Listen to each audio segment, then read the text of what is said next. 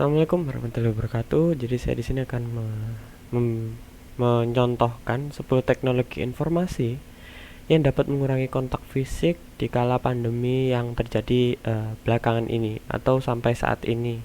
Gitu kan. Kita juga tidak tahu sampai kapan pandemi ini akan terus berlangsung, gitu kan. Jadi langsung aja kita ke pengertian pertamanya. Teknologi informasi atau biasa disingkat TI dalam bahasa Inggris dikenal dengan istilah information technology. Dalam istilah umum itu untuk teknologi apapun yang membantu manusia dalam membuat, mengubah, menyimpan, mengkomunikasikan ataupun menyebarkan informasi secara bahasa seperti itu. Dan TI itu menyatukan komputasi dan komunikasi berkecepatan tinggi untuk data, suara, dan video. Nah, jadi TI ini adalah bidang pengelolaan teknologi yang mencakup berbagai bidang, tetapi tidak terbatas pada hal-hal seperti proses perangkat lunak komputer, sistem informasi, perangkat komputer keras, bahasa pemrograman, data konstruksi. Jadi singkatnya itu pada membuat data, informasi pengetahuan yang dirasakan dalam format visual apapun melalui setiap mekanisme distribusi multimedia itu dianggap bagian dari TI itu atau teknologi informasi. Jadi gitu. Oke, kita langsung ke teknologi informasi dalam konteks ekonomi, gitu kan. Jadi pada konteks ekonomi, pada dunia bisnis lebih menjurusnya, saya tidak akan menjelaskan terlalu luas gitu ya. Pada dunia bisnis, baik skala kecil, menengah sampai besar, penggunaan teknologi menjadi hal yang mutlak dan dominan gitu sebagai sarana komunikasi maupun penyebaran informasi. Era globalisasi telah menghilangkan batas ruang dan waktu yang mengakibatkan munculnya industri baru yang lebih maju dan lebih berkembang, yang memanfaatkan perkembangan teknologi itu tadi. Teknologi bertukar informasi itu tadi yang mengakibatkan terjadinya pergerakan ekonomi yang semulanya pertukaran barang itu dilakukan secara fisik menjadi pertukaran melalui media teknologi. Pergerakan teknologi ini terjadi secara tidak langsung gitu ya, mempengaruhi pertumbuhan ekonomi tapi tidak langsung gitu dampaknya gitu. Tapi untuk pada level makro, perkembangan teknologi mendorong pembangunan ekonomi dan memberikan kontribusi pada pertumbuhan ekonomi pada level makro gitu, seperti itu. Itu membantu teknologi informasi ini dalam mendorong pembangunannya, tetapi pada level makro gitu. Oke, kita langsung contohnya aja. Jadi di sektor ekonomi gitu kan, yang membantu kita dalam memberi barang gitu, itu ekonomi. Membeli barang, terus kita mau berpergian gitu. Jadi kita tidak perlu datang ke outlet dan berkontak fisik dengan orang-orang yang dapat di counternya gitu, ataupun nggak perlu ke mall, nggak perlu ke tempat-tempat yang ber berapa ya ber ber ber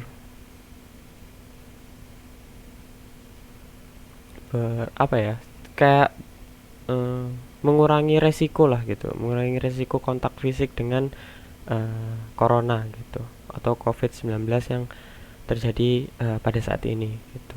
Salah satu contohnya itu Tokopedia, itu biasanya untuk baju, dia lebih ke arah baju, perabot, hampir semua dia jual, seperti dia ibaratnya mall online gitulah, dan Bukalapak gitu. Saya di sini hanya ngasih 2 contoh aja untuk bisnis online mallnya. Untuk yang satu, yang tiket.com itu lebih ke pariwisata sih, tapi pariwisata itu kan termasuk sektor ekonomi gitu kan. Jadi tiket.com, Tokopedia, dan Bukalapak ini membantu kita dalam membeli baju atau barang-barang dan membeli tiket untuk berpergian, jadi kita mengurangi kontak fisik dengan orang gitu yang ada di mall dan counter untuk membeli tiket gitu. Untuk selanjutnya, teknologi informasi pada sektor atau pada bidang pendidikan gitu. Jadi dalam aspek pendidikan yang terjadi pada saat pandemi seperti ini itu teknologi informasi yang dimanfaatkan untuk membuka keterbatasan dan muncul metode sekolah daring gitu. Jadi pada pandemi ini tuh memunculkan metode sekolah daring gitu ya. Sebenarnya sekolah daring itu bukan hal yang baru sih, karena untuk tapi di Indonesia itu termasuk baru. Jadi langsung aja, apa itu sekolah daring? Jadi sekolah daring itu pembelajaran daring dari rumah gitu ya, adalah metode belajar yang menggunakan model interaktif berbasis internet. Jadi internet ini membantu belajar daring ini menyupport gitu kan, dan learning management system atau LSM seperti Zoom, Google Meet dan lain-lain lah gitu. Berbeda dengan daring, sistem pembelajaran yang konvensional itu disebut dengan pembelajaran luring. Jadi merupakan sistem pembelajaran yang memerlukan tatap muka. Jadi kenapa kita pada saat pandemi ini harus menggunakan metode sekolah daring? Karena pada prakteknya sekolah daring ini itu mengurangi kontak fisik dengan orang banyak gitu kan. Dan kalau misalnya kita melakukan pembelajaran luring, beresiko besar kalau misalnya nanti penyebaran COVID ini terus naik gitu kan. Karena sektor pendidikan itu kan pasti seperti apa ya, rame sekali gitu kan, banyak orang yang membutuhkan pendidikan gitu. Jadi muncullah metode sekolah daring untuk pada saat pandemi seperti ini gitu. Ini langsung kita ke contohnya aja. Sektor pendidikan ini yang membantu untuk sekolah daring ini biasanya Google Meet yang paling sering itu, karena dia gratis. Yang kedua itu Zoom ini lebih berbayar sih. Selanjutnya itu Skype.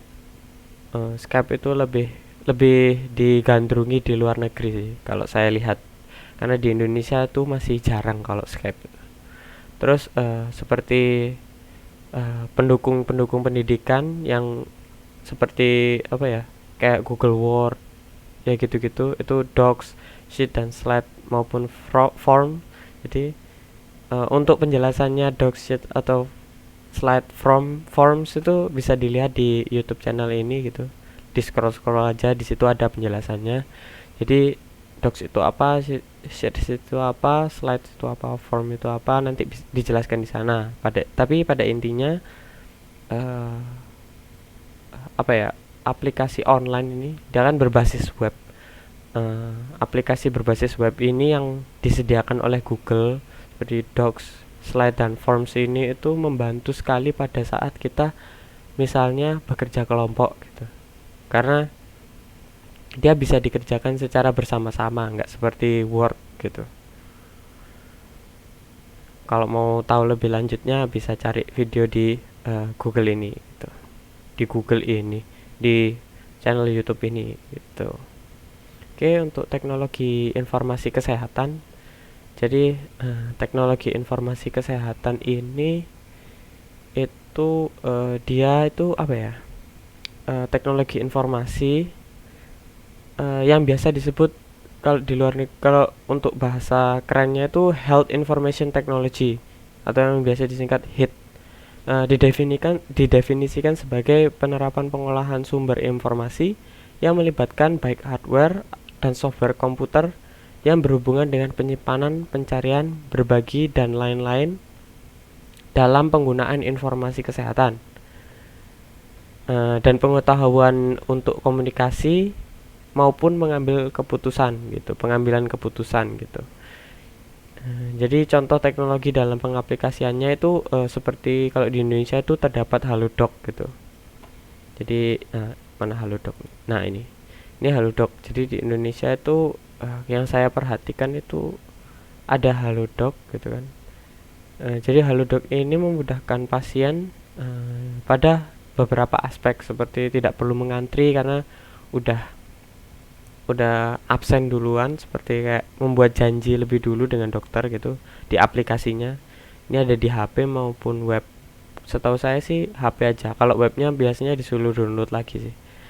Terus setelah itu aplikasi ini tuh juga ada fasilitas seperti konsultasi online, beli obat tanpa keluar rumah, jadi obatnya dikirim, dan masih ada beberapa fitur yang membantu pasien untuk sektor kesehatan gitu, untuk menopang dunia kesehatan gitu. Jadi pasiennya tuh merasa dimudahkan gitu. Apalagi kan pada saat pandemi gini, eh, badannya kurang fit itu pasti akan lebih mudah terkena eh, COVID-19 gitu kan. Jadi mengurangi kontak fisik dengan aplikasi ini gitu.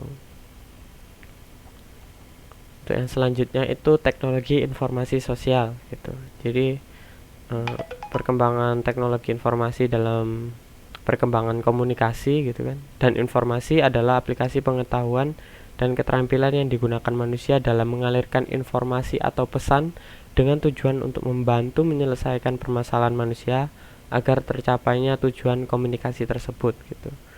Jadi contohnya saya sertakan dua aja di sini. Jadi ada WhatsApp dan Line, ini tuh pasti mungkin apa ya?